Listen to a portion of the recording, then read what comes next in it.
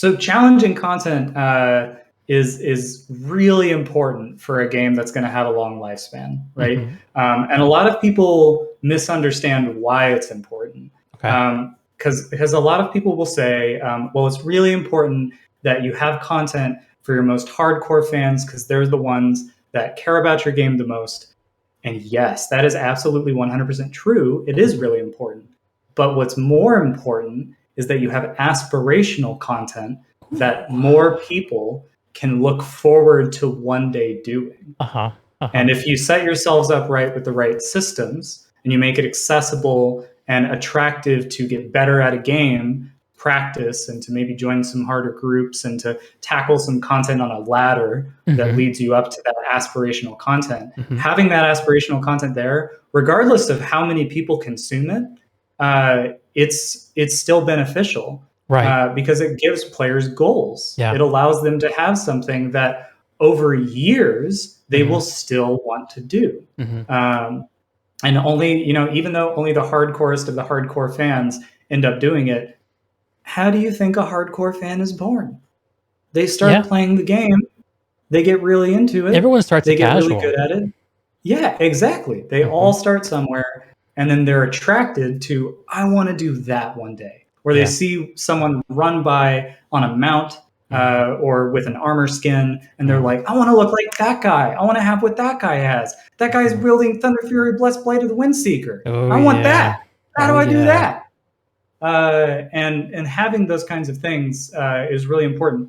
There's a balance, right? If it's not accessible enough to where it's something that you just absolutely can't expect to ever get, like if it's a Right. 0.000001% drop rate, it might as well just not exist. Like Sulfurus Um, or Thunder Fury.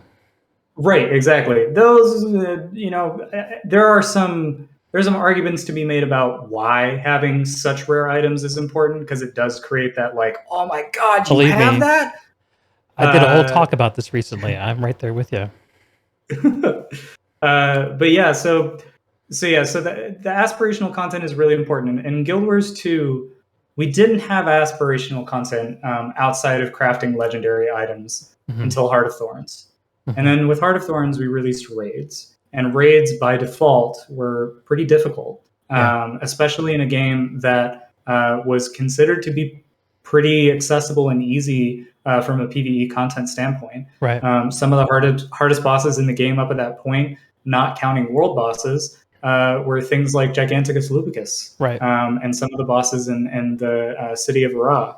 Um, but we didn't have anything that was on the level of like a raid boss, right? Hmm. We didn't Hmm. have something that required that really intimate group coordination that is really only possible with a close knit group of people or people talking over voice. Hmm. Um, and so with raids, we created that aspirational content.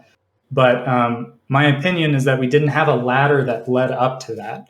So Mm. where World of Warcraft has difficulty modes and they have dungeons and they have raids that are Hmm. normal mode and hard mode, they give you a bunch of steps to take on your Right. way to doing the thing. And Right. with Guild Wars 2, we released that final rung of the ladder, but we didn't have the rungs that allow you to go. So you could leap, and if you were a really good player, you could grab onto that rung and you can go and do that content. Uh, But we weren't really preparing players through the content that we already had. And Fractals was the closest place that we had something similar, right? yeah. Yeah. So that's where challenge mode was born. Oh, interesting. Was we talked and we were like, we think that Fractals has the potential to be as challenging as raids. Hmm. We think that Fractals are going to be more accessible by the fact that they are 5-person content, and we Hmm. don't have nearly as strict role requirements. You can usually just go in with a group of 5 people, no matter what. Hmm. Um, and uh, and we think that creating this additional difficulty mode out of content that already exists, not brand new content, but content that already exists, that we're already building, is just efficient. It's just more bang for a buck, Sure. and it's an investment. And there's a little bit of risk in that if it doesn't do what it seeks out to do, then you know try again, right? Right. Right. Um, but it was really important to us that we ship, and we had a lot of internal conversations about, should we do it? Should we not do it? Are we misstepping by doing this? And it won out. We ended up shipping it, Mhm. and it got great reviews. Yeah. And it's something that, like, if you're new to the game, I'm not going to suggest that you go and play a challenge mode. Right. But the cool thing about fractals is that they have tiers of difficulty that you can build through. Mhm. And part of the reason that really solidified our desire to want to build them in fractals was that we had that stepped ladder of difficulty within the game mode. So you could take a fractal and approach it from a tier 1 difficulty first, learn the basics, learn the ropes, get knowledge of the very basic mechanics that you need to know. Go Mhm. to 2, get a little bit better. Go to 3, get a little bit better. And the idea was that by the time that you were a master of tier 4, you could then graduate to challenge mode fractals. Mhm. And we had everything there that allowed people to climb that ladder and get to that place. And then from there, if you're really good at challenge mode fractals, you're probably the kind of player that's going to do really well in raids. So, like, Yeah.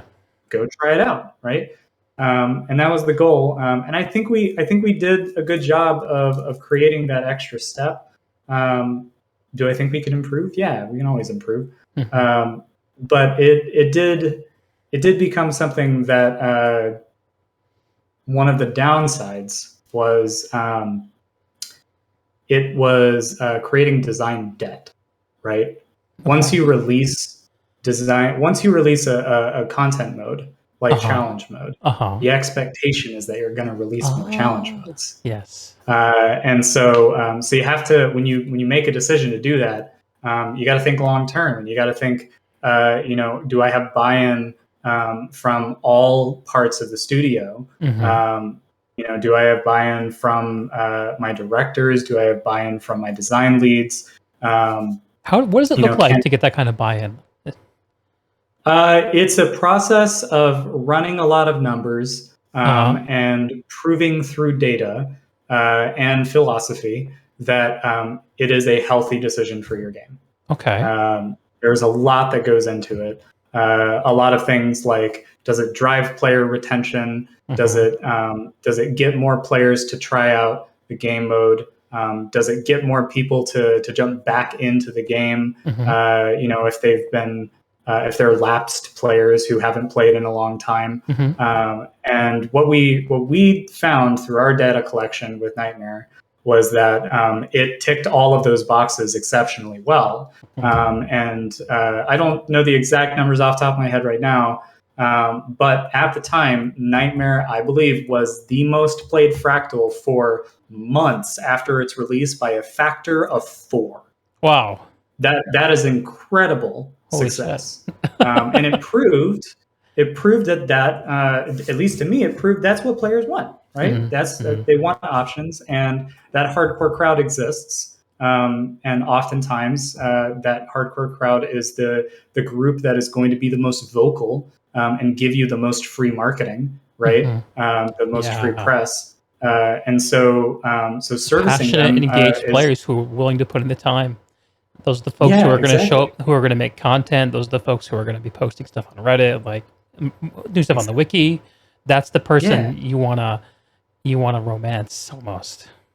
yeah, exactly. You want to form that relationship with them, Mhm. and that's not to say that, like, every super engaged member of our community, every hardcore player of our community is wants to have that kind of content, right? Right. But there is a section of our community that really wants that challenging group combat, Uh-huh. and so that's who we were targeting, Mhm. because that's another really important thing is and a misstep that a lot of game developers will make is they try to please everybody.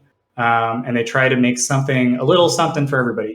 You hear that marketing term a lot, and I don't know. For me, when I hear there's a little something for everybody, I'm like, a little something for everybody Yeah. isn't going to really entice me to stay around for a while. That's just Yeah. my opinion as a gamer. No, I've had the Uh, same read. If it's for everyone, it's really for no one.